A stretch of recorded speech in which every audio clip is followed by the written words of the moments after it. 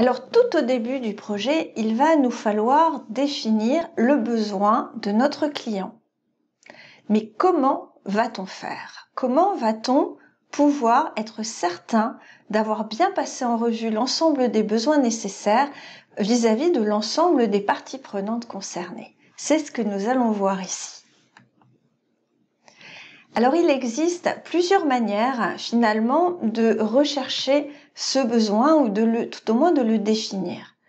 D'abord, la recherche documentaire, c'est-à-dire que l'on va aller se documenter, que ce soit sur le net, dans une documentation technique, dans des revues spécialisées. Une fois que l'on aura fait cette recherche documentaire, on pourra passer à l'étape, souvent c'est par étape, donc souvent c'est l'étape suivante, ça va être éventuellement d'aller questionner des personnes. Et puis pour savoir si le besoin que l'on mentionne est répandu, est courant ou pas, on va avoir une analyse peut-être plus quantitative au travers de sondages. On va pouvoir aussi mener des entretiens individuels, là pour analyser des besoins, mais vraiment face à face, et puis que la personne, en individuel, puisse vraiment nous dire quelle est son opinion dans le détail. Et enfin, cette analyse de besoins peut également se faire en plus grand groupe, en réunion.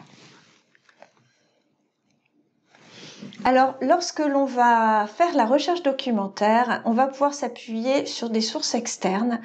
Toute source peut être intéressante, par exemple si j'ai besoin de savoir quel est je sais pas moi, le revenu moyen sur une ville, eh bien je vais pouvoir par exemple aller à l'INSEE et obtenir des renseignements pour savoir si sur la ville sur laquelle je souhaite m'implanter, je vais avoir des personnes de telle ou telle catégorie socio-professionnelle avec tel ou tel revenu.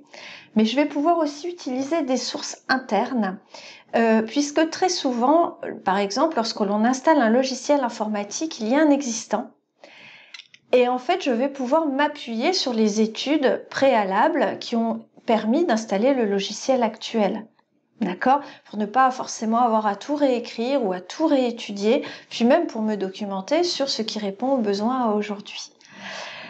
Alors vous voyez bien que si je vous parle d'aller chercher les statistiques à l'INSEE, de documentation interne, peut-être d'aller consulter des prestataires qui vont envoyer aussi leur documentation technique, d'aller regarder des choses sur internet, consulter des sites de fournisseurs, vous allez me dire « Waouh, mais ça va être très très long et puis je risque de me perdre dans tout cela ». Donc en fait, il y a une démarche bien précise pour les recherches documentaires. Idéalement, on va commencer par lister les informations que l'on recherche. D'accord? C'est-à-dire qu'on va se dire, voilà, sur quel projet je travaille. Pour pouvoir collecter mon besoin proprement, il faudra qu'à la fin, j'ai répondu à toutes ces questions-là. Alors, je vais vous fournir un peu plus tard une liste de questions à se poser. Ensuite, je vais commencer à chercher les infos en me disant, par rapport à la question que je me pose, quelle est la source la plus pertinente? D'accord? Je suis pas obligée d'aller lire tout ce qui se dit sur un sujet sur Internet. Vous imaginez bien que ce serait beaucoup trop long. Je vais essayer immédiatement d'aller sur la source qui est la plus pertinente. C'est pas forcément celle qui apparaît en premier dans le moteur de recherche de Google. D'accord? Je vais favoriser par exemple des sources officielles, des sources gouvernementales. Plutôt que d'avoir des avis sur des blogs, je vais me rapprocher du site directement, par exemple du fournisseur d'une solution technique.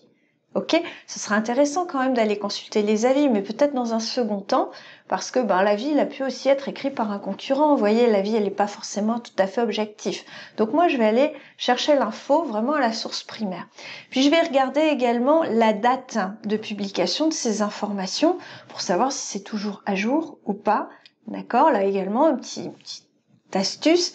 Dans Google, vous pouvez définir la date de publication. Donc souvent, par exemple, moi je vais regarder des sources qui ont moins d'1 an. Et tout ce qui a plus d'1 an, automatiquement, va être enlevé. Et donc, je vais plus rapidement arriver sur des sources qui sont des sources à jour.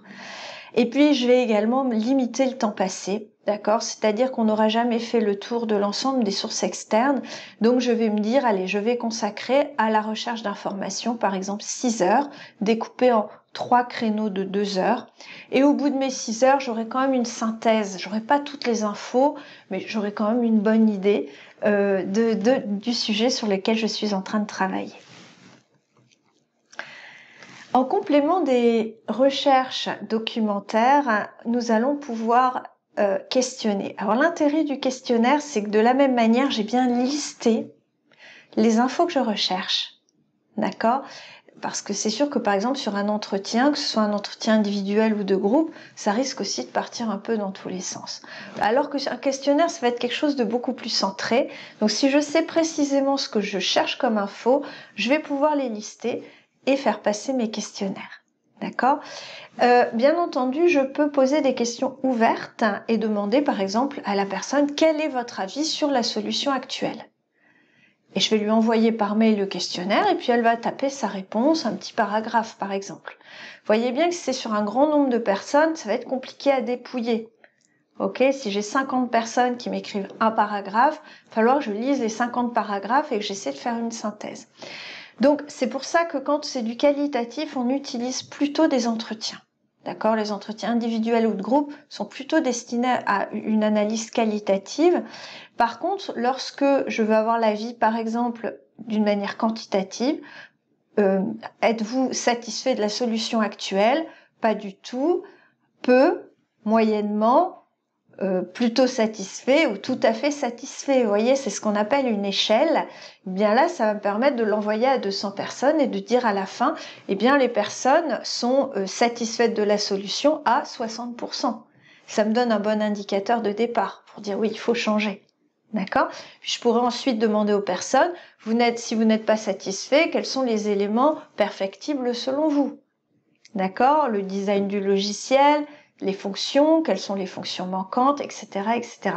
Et donc le questionnaire, je vais essayer d'avoir un fil conducteur et de récupérer des infos plutôt quantitatives, à savoir des pourcentages de personnes satisfaites, pas satisfaites, ou pensant que tel ou tel point est à changer, ou qui auraient besoin de telle ou telle chose. Donc comme je vous le proposais juste avant, utilisez des échelles plutôt que de demander aux gens « êtes-vous satisfait ?» oui, non. D'accord ? Les gens ont du mal à répondre à ça. En général, on n'est pas du tout satisfait ou complètement satisfait. C'est quelque chose souvent entre les deux. Donc, on va utiliser les échelles. Et puis, pour savoir si votre questionnaire est pertinent, avant de l'envoyer à 200, 300, 500 personnes, vous le testez sur une dizaine de personnes et vous leur demandez à ces personnes-là ce qu'elles en ont pensé. Est-ce que c'était facile de répondre ? Quelles questions manquent ? Quelles questions pourraient être reformulées ?